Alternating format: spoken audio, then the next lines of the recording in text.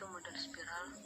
Jadi model spiral atau spiral model adalah model proses software yang evolusioner yang merangkai sifat interaktif dari prototip dengan cara kontrol dan aspek sistematis dari model sequential linear. Model ini berpotensi untuk pengembangan versi pertambahan software secara cepat. Di dalam model spiral, software dikembangkan di dalam suatu daratan pertambahan. Sejarah spiral model. Tahun 1986, model ini dikenalkan pertama kali oleh Barry Boehm pada makalahnya yang berjudul A Spiral Model of Software Development and Management. Makalah tersebut menjelaskan tentang sebuah diagram yang dihasilkan dari berbagai publikasi yang mendiskusikan tentang model spiral ini. Model ini merupakan model yang sudah lama, tetapi sangat berguna untuk melakukan pembangunan proyek-proyek besar. Pada makalah awal yang dibuatnya, Barry Boehm menganggap bahwa model spiral adalah suatu model proses yang berhubungan dengan inkrementasi, model waterfall, dan model prototyping. Namun, dalam publikasi selanjutnya, Boehm menjelaskan bahwa model spiral sebagai model proses generator yang di mana pilihan berdasarkan risiko proyek untuk menghasilkan suatu model proses yang tepat untuk proyek tersebut.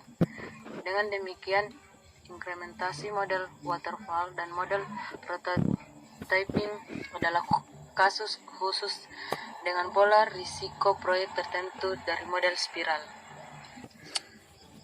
Tahap-tahap model tersebut dapat dijelaskan secara ringkas sebagai berikut.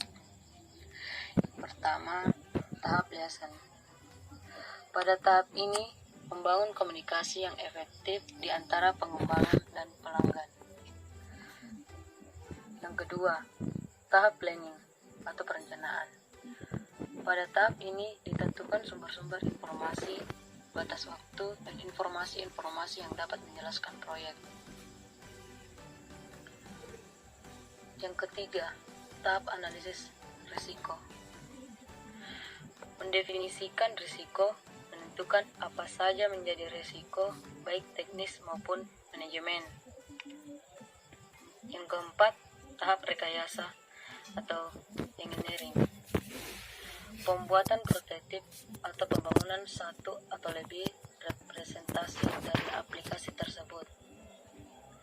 Yang kelima, tahap konstruksi dan pelepasan atau release. Pada tahap ini dilakukan pembangunan perangkat lunak yang dimaksud diuji, diinstal, dan diberikan sokongan-sokongan tambahan untuk keberhasilan proyek. Yang keenam, tahap evaluasi. Pelanggan atau pemakai atau pengguna biasanya memberikan masukan berdasarkan hasil yang didapat dari tahap engineering dan instalasi. Adapun kelebihannya dari model spiral yaitu yang pertama, sangat mempertimbangkan risiko kemungkinan munculnya kesalahan sehingga sangat dapat diandalkan untuk pengembangan perangkat lunak skala besar. Yang kedua, pendekatan model ini dilakukan melalui tahapan-tahapan yang sangat baik dengan menggabungkan model waterfall ditambah dengan pengulangan sehingga lebih realistis untuk mencerminkan keadaan sebenarnya. Yang ketiga, baik pengembang maupun pemakai dapat cepat mengetahui letak kekurangan dan kesalahan dari sistem karena proses-prosesnya dapat diamati dengan baik.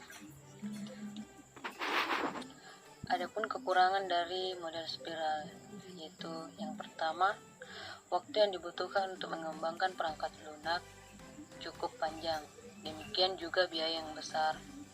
Yang kedua, sangat tergantung kepada tenaga ahli yang dapat memperkirakan risiko.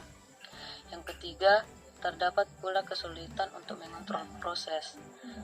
Sampai saat ini, karena masih relatif baru, belum ada bukti apakah metode ini cukup andal atau diterapkan. Yang keempat, meyakinkan konsumen atau khususnya dalam situasi kontrak. bahwa pendekatan evolusioner bisa dikontrol. Ya, jadi itulah sedikit penjelasan mengenai model spiral. Cukup sekian. Terima kasih. Wassalamualaikum warahmatullahi wabarakatuh.